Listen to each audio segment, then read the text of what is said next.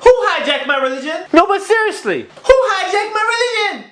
I mean, I turn on the TV and I see this guy explaining Islam.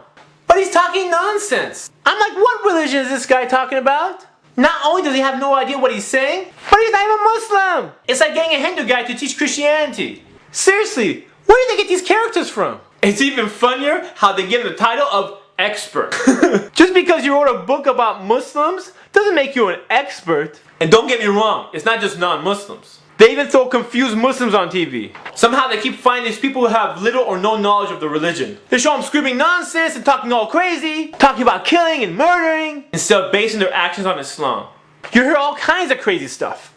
Like these speeches are pushing people towards their nationalistic movements. There's no nationalism in Islam. There's no nationalism in Islam. And I'm sitting there thinking, out of all the Muslims they can put on TV, they put these people on? Come on, man. I don't recognize this religion they're talking about as being Islam.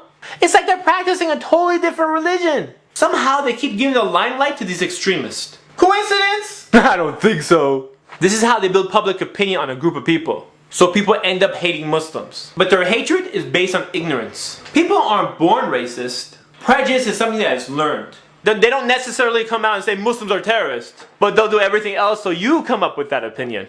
Look at all this mumbo jumbo they put in the movies. You see, in the movie they can lie as much as they want because they can use the excuse, it's only a movie! But do you ever notice that all the bad guys in the movies these days are Muslims? And the actors who play their role, they don't even do their homework. Sometimes they show the Muslim praying and in the middle of this prayer, he answers the phone.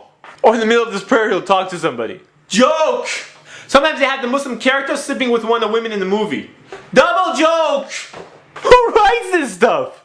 And how come every time they show the main bad guy acting evil, they're playing the adhan in the background? Hello? The adhan's a call for prayer.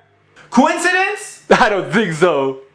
They take a peaceful religion and they try to associate violence to it. No wonder the masses are confused about Islam.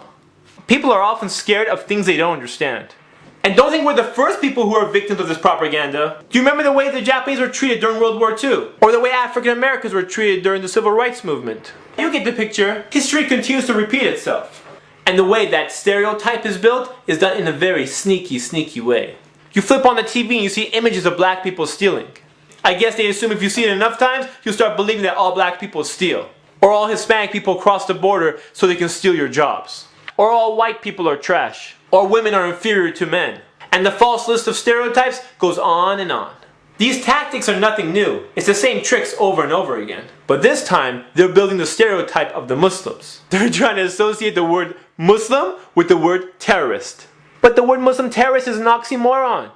You know that's when you put two words next to each other that have opposite meanings? It's like saying definite, maybe. Or that's a loud silence. Same difference. Exact estimate. You get the picture. The word Muslim terrorist doesn't even make sense. The word Muslim means one who submits to God. The word terrorist means one who spreads terror. So how could one who submits to God spread terror? It doesn't make sense. How come when a Muslim commits a crime, he is immediately associated with his religion? But if anyone from another religion commits a crime, their religion's never been mentioned. They take verses from the Quran out of context to serve their own purpose. Think not that I have come to send peace on earth. I came not to send peace, but a sword.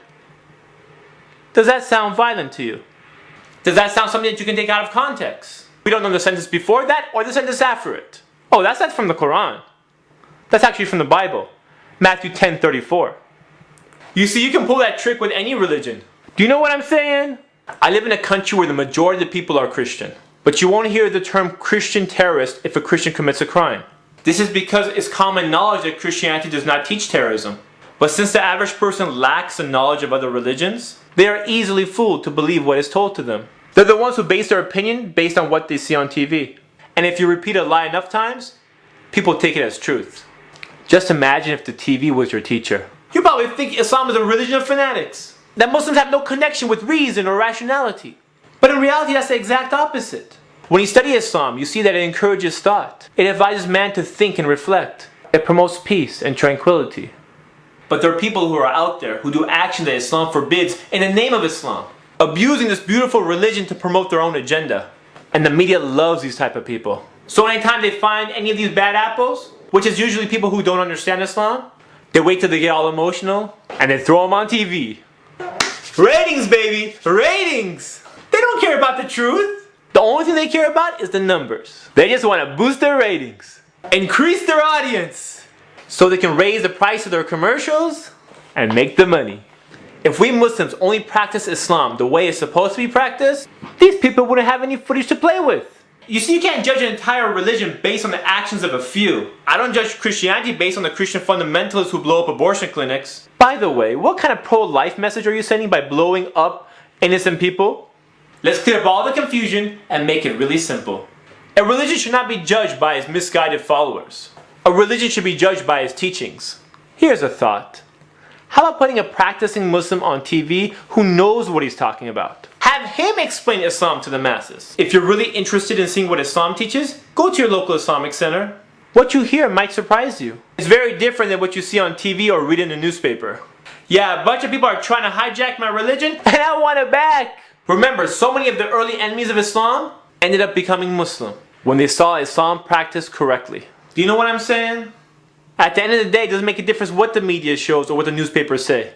But a lot of people judge action, not words. And if you're a good Muslim, inshallah, people won't want to be like you. So it's up to us to be good examples, inshallah.